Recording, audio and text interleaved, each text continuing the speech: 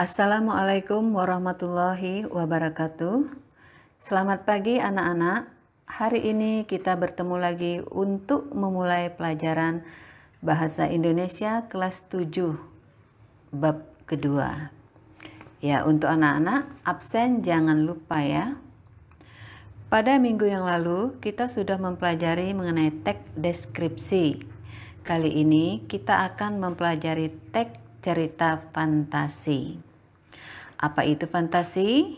Yaitu hayalan atau angan-angan. Anak-anak ibu pasti senang berhayal.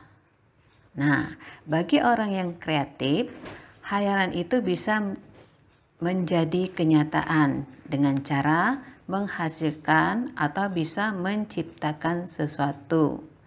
Atau dari hayalan, kita bisa membuat sebuah cerita atau narasi. Baiklah anak-anak, pelajaran kita kali ini adalah memahami dan mencipta cerita fantasi.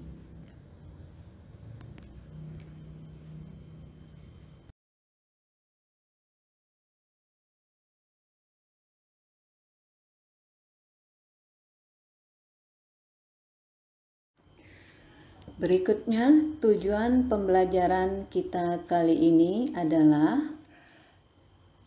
pertama, peserta didik dapat menjelaskan ciri tokoh, latar, alur, dan tema pada cerita fantasi dan menunjukkan buktinya pada teks yang dibaca didengar. Kedua, peserta didik dapat menentukan jenis cerita fantasi dan menunjukkan bukti pada teks yang dibaca didengar. Perhatikan berikutnya cerita fantasi. Dari fantasi itu terbagi atas dua. Pertama adalah fantasi aktif, yaitu fantasi yang dikendalikan oleh pikiran dan kemauan. Contoh, seorang perancang, pelukis, atau penari. Kemudian yang kedua, fantasi pasif, yaitu fantasi yang tidak dikendalikan. Jadi, seolah-olah orang yang berfantasi hanya pasif sebagai wadah tanggapan-tanggapan. Contoh, orang yang hanya melamun saja.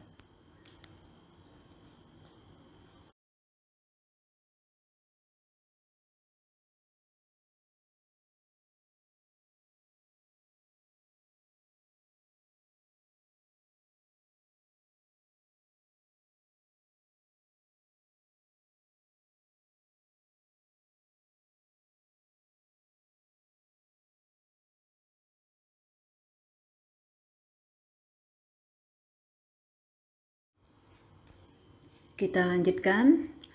Ciri umum teks narasi atau unsur-unsur intrinsik, yaitu unsur-unsur yang terdapat dalam sebuah cerita.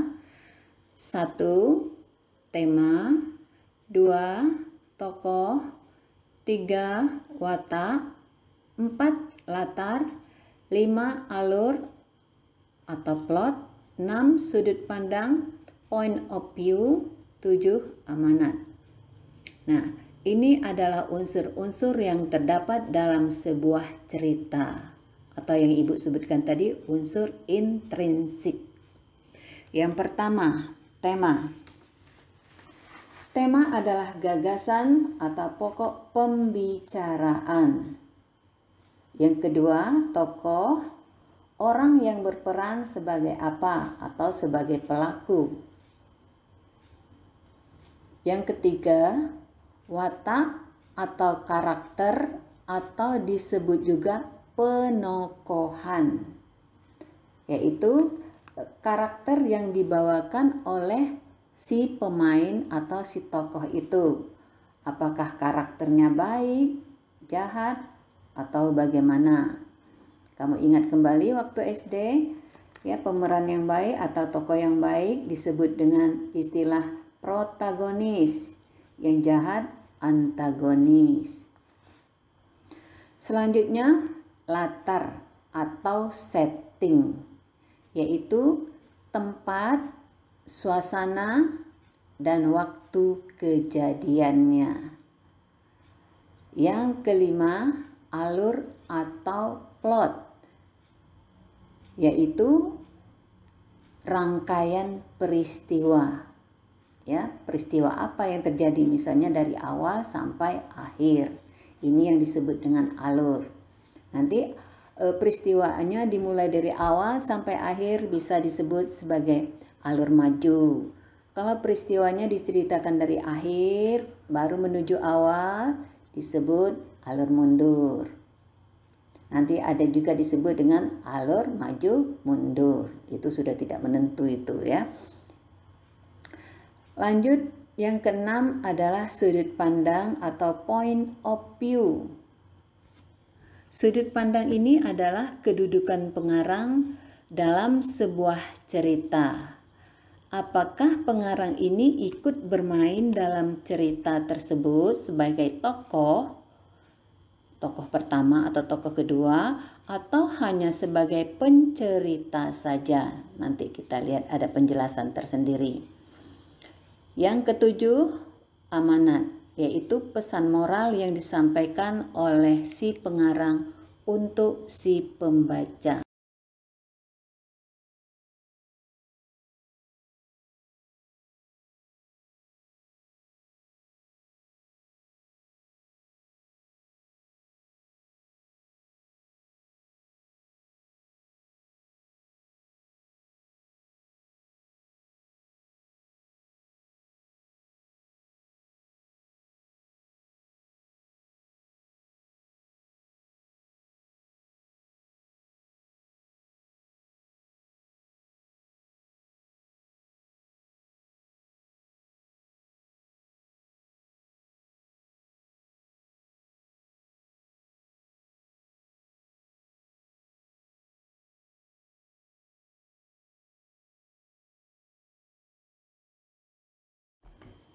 Kita lanjutkan untuk penjelasan bagian alur atau plot.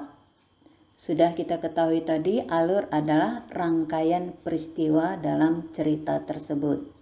Nah, alur ini mempunyai tahapan ada 5. Pertama adalah perkenalan, kedua konflik, 3 klimaks, 4 peluraian, 5 penyelesaian. Di bagian perkenalan biasanya terdapat pada paragraf pertama, ini memperkenalkan tokoh-tokohnya siapa, tempat kejadiannya, atau waktu kejadiannya bisa kapan ya. Yang kedua, konflik, yaitu masalah, yaitu adanya masalah antar tokoh dengan tokoh ya. Apa masalahnya nanti terlihat pada paragraf tersebut. Yang ketiga adalah klimaks, yaitu puncak cerita. Ini hal-hal yang paling sangat menegangkan atau menakutkan atau paling menggembirakan atau hal yang paling menyedihkan. Ini adalah bagian klimaksnya ya, atau puncak cerita. Selanjutnya yang keempat, peluraian, ceritanya mulai menurun. Ya, misalnya ada masalah, akhirnya bisa mulai dicari solusinya. Yang kelima adalah penyelesaian, berarti ceritanya sudah selesai.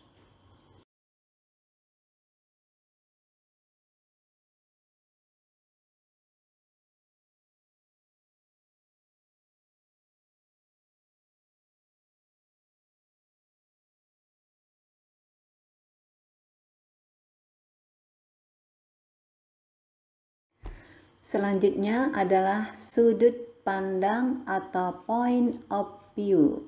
Udah Ibu sebutkan tadi, sudut pandang adalah kedudukan pengarang dalam sebuah cerita.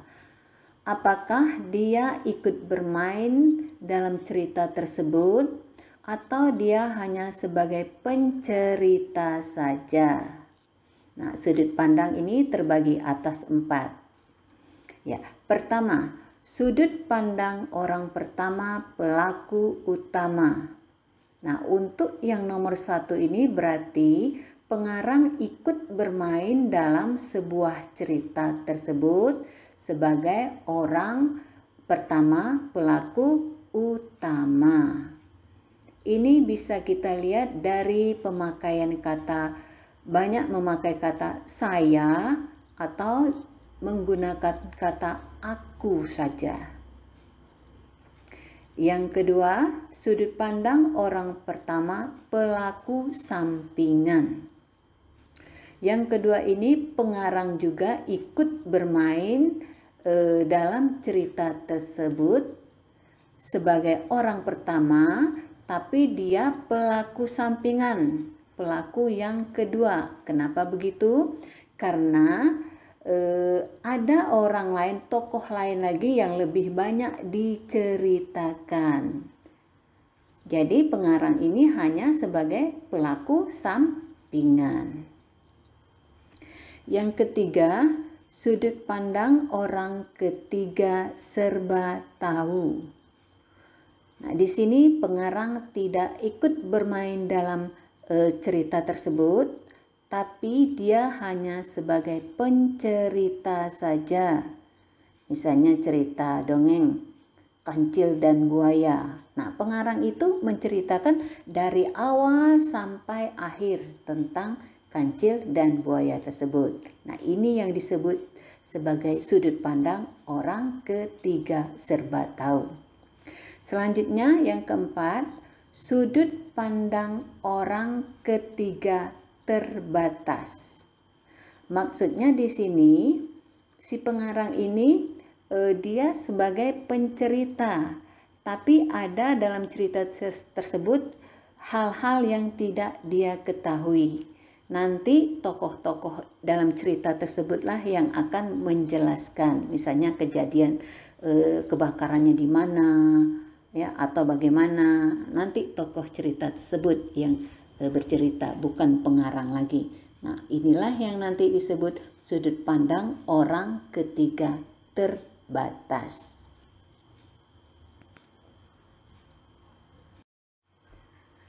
Narasi merupakan cerita fiksi yang berisi perkembangan kejadian peristiwa.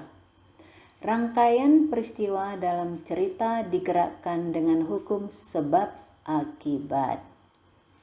Nah, cerita berkembang dari tahap pengenalan apa, siapa, dan di mana kejadian terjadi. Kemudian timbulnya pertentangan antara tokoh dan penyelesaian atau akhir cerita.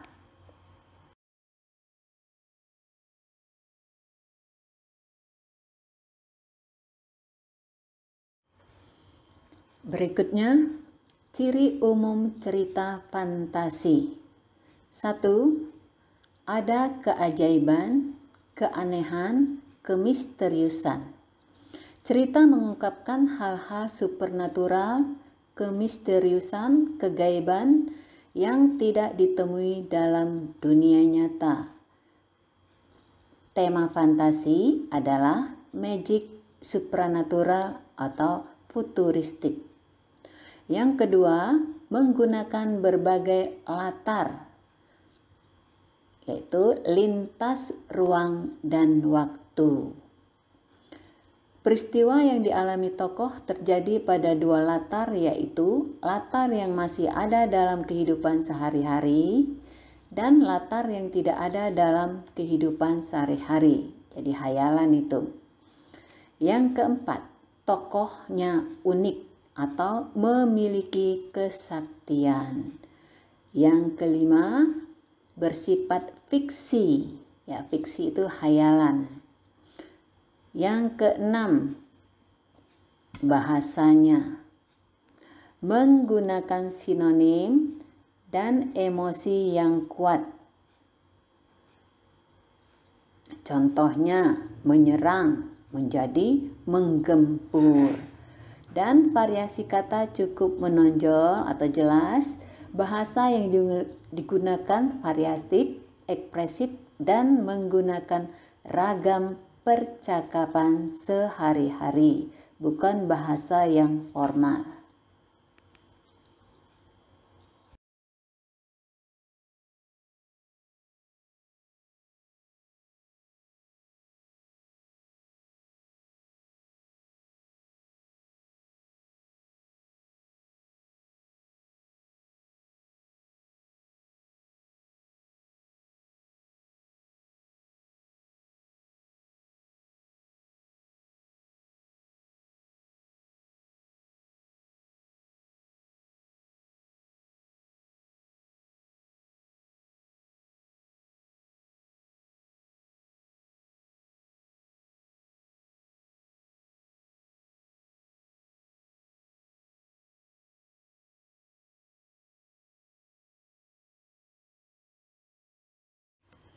Berikutnya adalah jenis cerita fantasi. Jenis cerita fantasi ini terbagi atas dua. Yang pertama, cerita fantasi total dan irisan. Jenis cerita fantasi berdasarkan kesesuaiannya dalam kehidupan nyata ada dua kategori, yaitu A. Fantasi total. Pada cerita kategori ini, semua yang terdapat pada cerita semua tidak terjadi dalam dunia nyata. Yang B.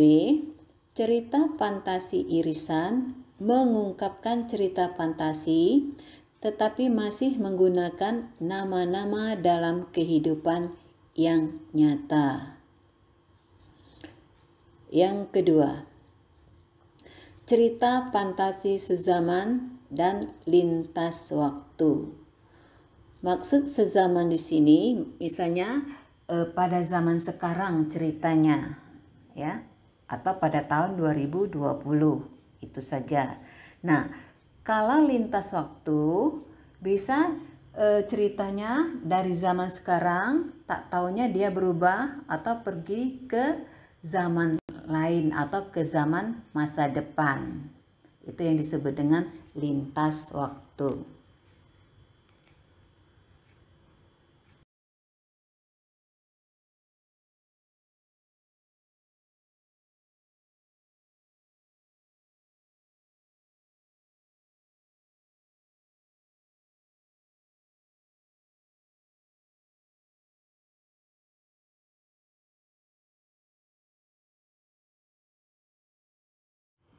Baiklah anak-anak, untuk yang terakhir ini silakan kalian baca sebuah cerita yang berjudul Kekuatan Ekor Biru Nataga. Silakan dibaca baik-baik dan pahami, karena minggu depan mungkin Ibu akan sedikit membahas mengenai tahapan alur dari cerita ini atau yang lainnya. Nah, ini karya dari Ugi Agustono.